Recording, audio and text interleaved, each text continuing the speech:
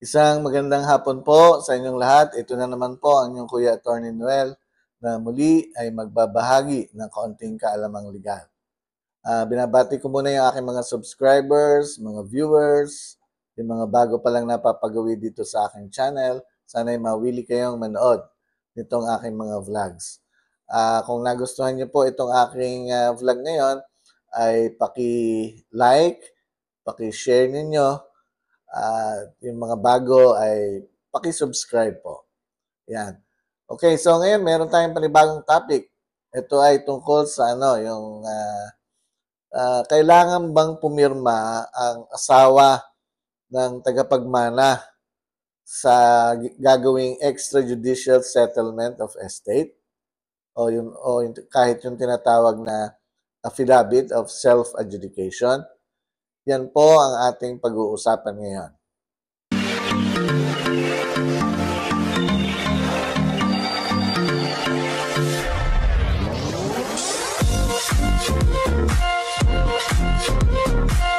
Okay, yan. Pag-usapan po natin yan, yung sa gagawing extrajudicial settlement of estate o yung affidavit of self-adjudication, kung kailangan pang pumirma yung asawa ng tagapagmana, yung direct heir. Sa nakikita ko diyan, tatlo ang sitwasyon na pwedeng mangyari. Una, halimbawa yung sa isang title ng lupa, mga magulang ang registered owners. Ngayon, ang nangyayari, halimbawa na wala na sila, ang mga magulang, yan ay mamanahin ng kanilang mga anak. Let us say, dalawang anak, ang magmamana ng properties ng kanilang mga magulang. Okay, ngayon, kapag gagawin ang extrajudicial settlement diyan, yung ilalagay na tagapagmana diyan ay yung dalawang anak, pero isasama yung pangalan ng kanilang mga asawa. Kaya lang hindi na sila i-require o hindi sila required na pumirma doon sa extrajudicial settlement of estate. Gagawa tayo ng diagram. Yung parents, itong dalawa, namatay na yan. Ngayon, mamanahin din ang dalawang anak. Ito yung, let us say, son and daughter. Ngayon, kapag nawala na ito, gagawa ng tinatawag na EJS, Extrajudicial Settlement of Estate, ilalagay sa dokumentong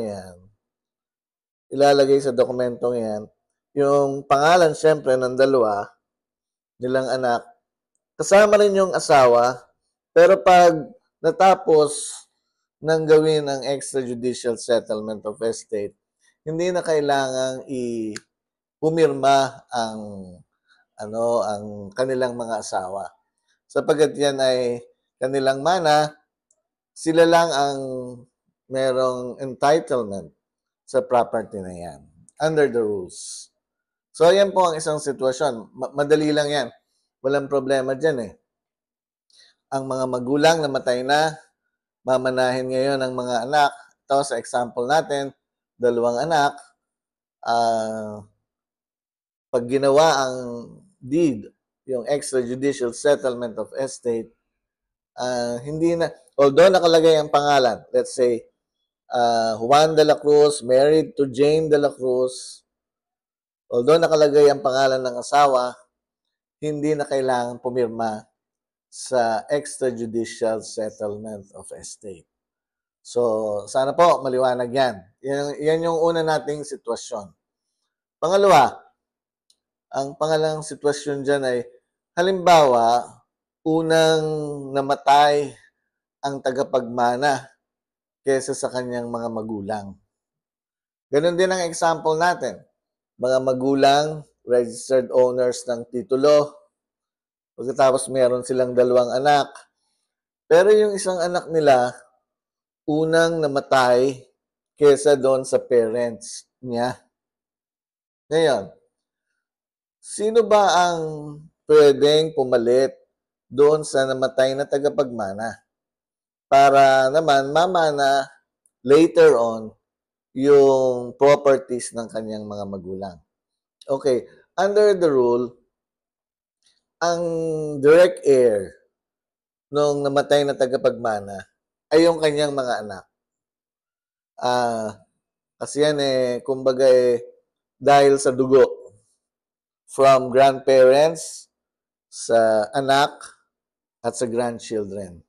Ngayon, kung maagang nawala yung anak dahil una siyang namatay sa kanyang mga magulang, hindi pa niya namamana yung properties ng kanyang mga magulang, nawala na siya. So, yung mga anak ang pwedeng ipalit ang tawag nila yung representation to the heir, to the direct heir ng kanyang mga magulang.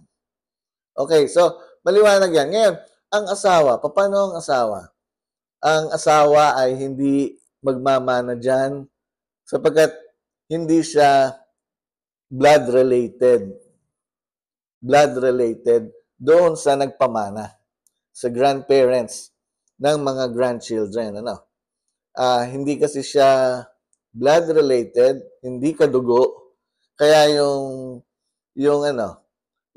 spouse o yung nabubuhay na spouse ay hindi makakamana dyan. Nakakamana lang ang spouse doon sa kanyang asawa na namatay na. Pero mas namana na ng asawa niya yung property, pero nawala yung asawa niya, doon lang pwedeng magmana yung surviving spouse. Pero sa ganitong sitwasyon, unang namatay ang tagapagmana sa kanyang mga magulang, ang magre-represent sa namatay na heir o tagapagmana ay yung kanyang mga anak. So, pag ginawa ang extrajudicial settlement of estate o deed of extrajudicial settlement of estate, ang magre-represent sa heir, dun sa namatay na heir, ay kanyang mga anak. Okay, pagdating ng araw na nawala na rin yung mga parents, gagawa ang dalawang magkapatid ng extrajudicial. Yung isa, kung buhay pa siya ang heir, direct heir, siya ang pipirma, married to. Ngayon, dito naman sa kabila, ang magre-represent ay yung mga anak. Okay, so yan yung pangalawang sitwasyon. Ang pangatlong sitwasyon dyan sa extrajudicial settlement of estate ay, halimbawa naman, titled din na property, registered owners ang mga magulang.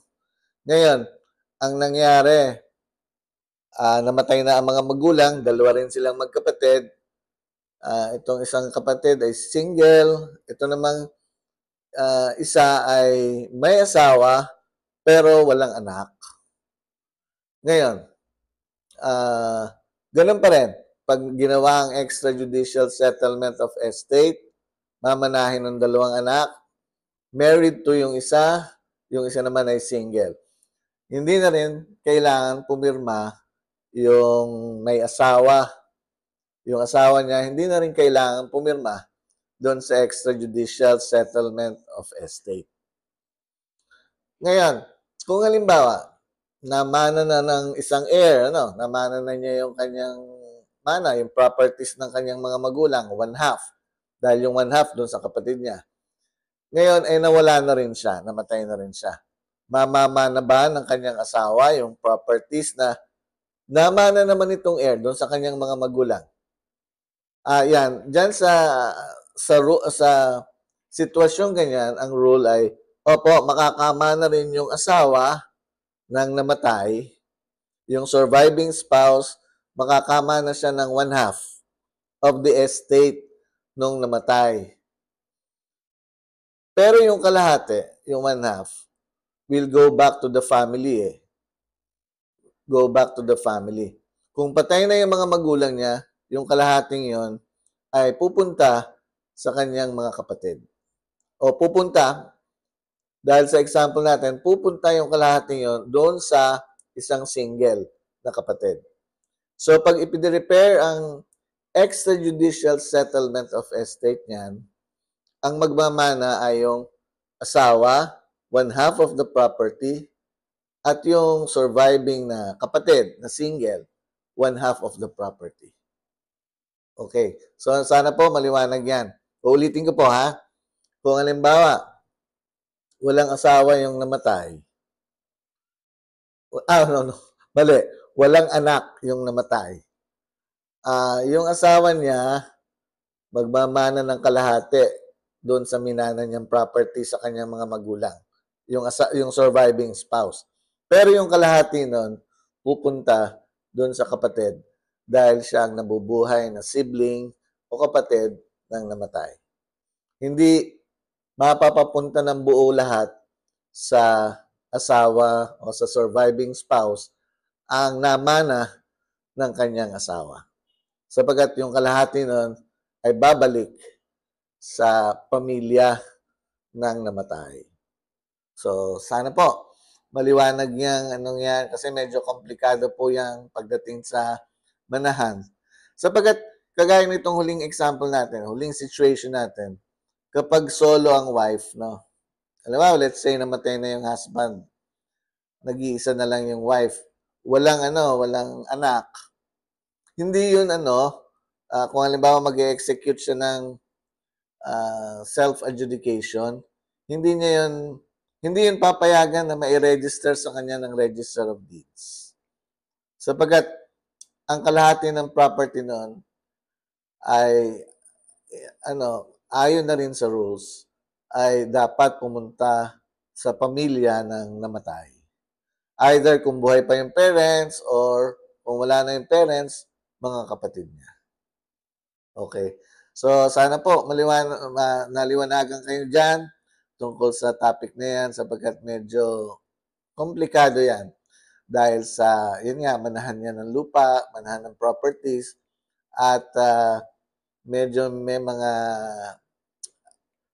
masalimuot na rules diyan. Okay, so hanggang dito na lamang po. Marami pong salamat sa inyong lahat. Sana po may natutunan kayo ngayong araw na to. At magkita-kita tayong muli sa susunod kong vlog. Thank you very much.